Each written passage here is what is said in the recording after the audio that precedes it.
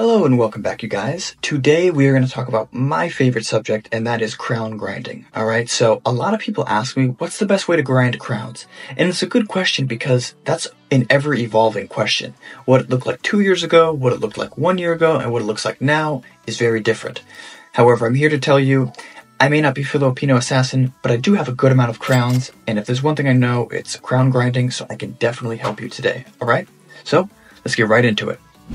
Now, before we get into the 2 steps to grinding crowns, I do need to say kind of the overarching, unsatisfying, short answer to it is you need to play a lot.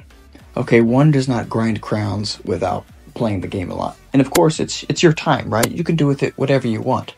But if you've decided, you know what, I want to grind the crown ranks, or you know what, I want to reach a personal goal of 5 or 10,000 crowns, you just are going to have to play a lot, and that's just what it is.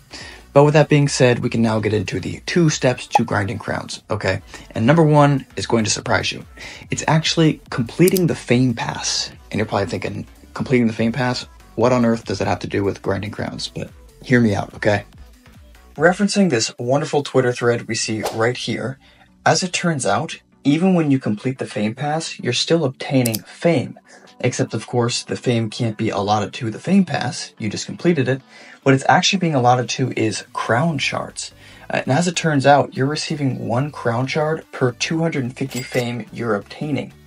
Now, you're probably thinking, well, that's totally poverty, 1 shard, yay. But what you gotta imagine is, if you're playing, let's take, for example, your average solo show, 4 to 5 rounds, and you're getting, say, 4 golds or 5 golds, you could realistically be getting enough fame there to be getting anywhere from 16 to 30 shards. And that's not even including if you've won. Okay, and that gets us into step 2. And what is step 2? Step 2 is picking the show you think you have the best chance of winning and doing well in. For me, for example, that's knockout. I can get, on average, probably an all gold a majority of the time, so that's 4 gold medals right there. Each round, in any show, you're getting more fame for qualifying. By the final round, you could be getting, say, 1,200 fame. So the average knockout show, I might get, assuming I win, 1.5 crowns. For you, it might be duos. For example, the other night, I played duos with my friend Zachanator. I was a guest on his Twitch stream.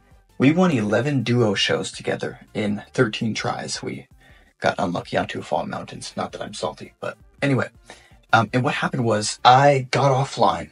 And when I got offline, it looked like I had 6 more crowns I had than when we had started our session. But what happens is, all that fame and all those converted crown shards don't quite sync yet until you relog. So once I relogged, I had 14 additional crowns just from that alone. And that also might explain why some of you will notice that you get offline and then when you get back on, you're like, where did all these crowns come from? That's it.